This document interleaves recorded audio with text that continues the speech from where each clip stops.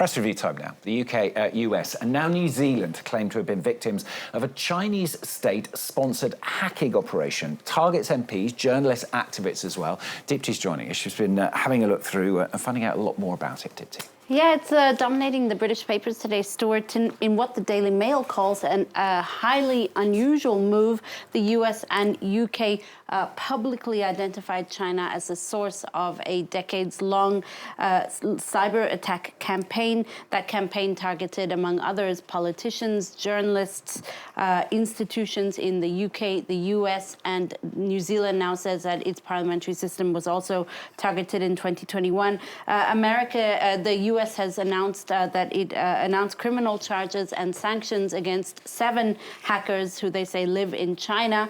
Rishi Sunak, the British Prime Minister, is now under pressure to do more to fight and to sanction those who carried out these attacks, particularly as anger is growing over the fact that Britain only slapped sanctions on 2 hackers.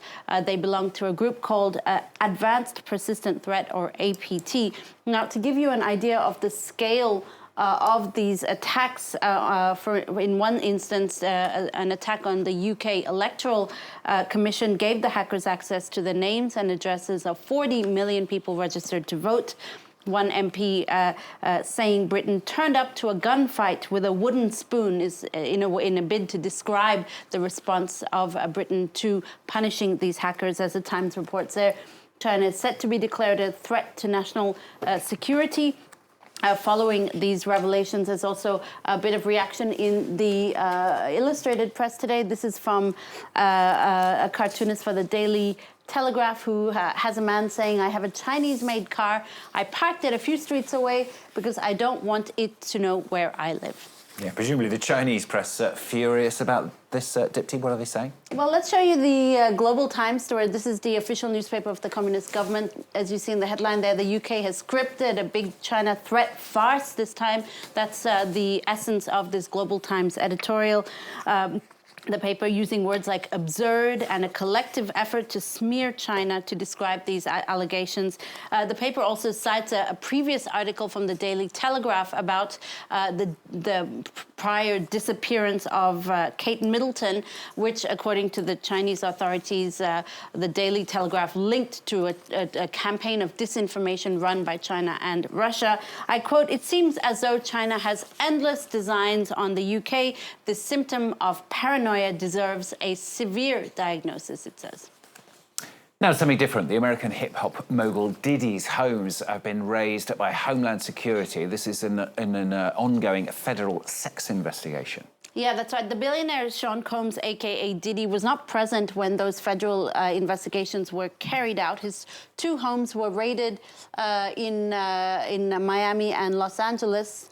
Let's see if I can show you the article. It seems like I'm having a bit of trouble.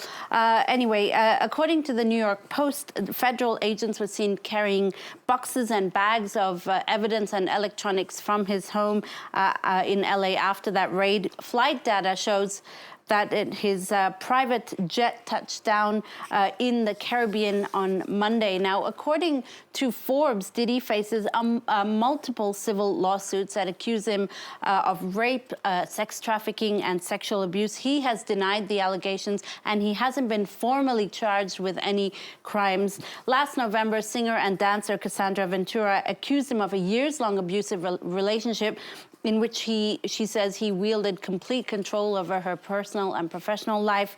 That lawsuit was later settled out of court, but in the same month, other women came forward accusing him of rape, gang rape, and sexual assault, dating back to the 1990s, including with a woman who says she was underage at the time.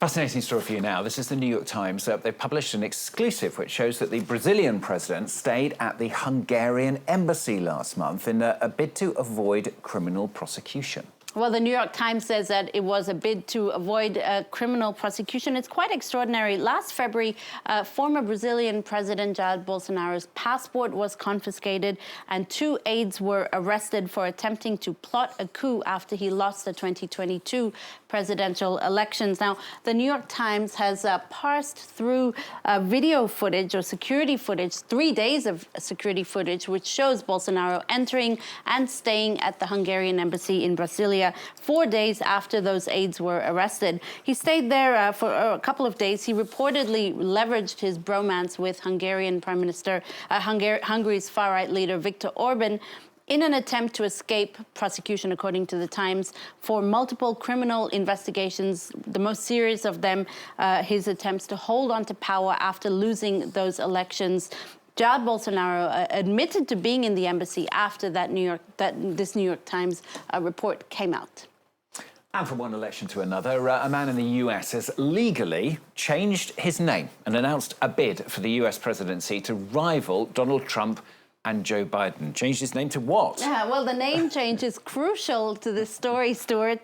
Dustin eBay, that was what his name was formerly, is a 35-year-old Texan. He's changed his name legally now to literally anybody else. It's actually written on his driver's license, so now it's official. He says he's throwing his hat in the ring for to be the U.S. president. It's a very unlikely bid, of course, and unlikely to go very far. But the U.S. Army veteran and high school teacher said he was dissatisfied with Biden and Trump as presidential candidate options. He said, I quote, 300 million people can do better, and that he's fed up with the constant power grab between two parties who no longer represent the interests of the common person. Literally anybody else. Says his new name is, of course, not about him, but more about what it represents. I wonder what his policies are. That's the crucial thing. Literally anything, I guess. Literally anything. Yeah, I might be tempted. You know, you never know. Dipti, thanks a lot. Dipti Gillarol with the papers for us on France 24.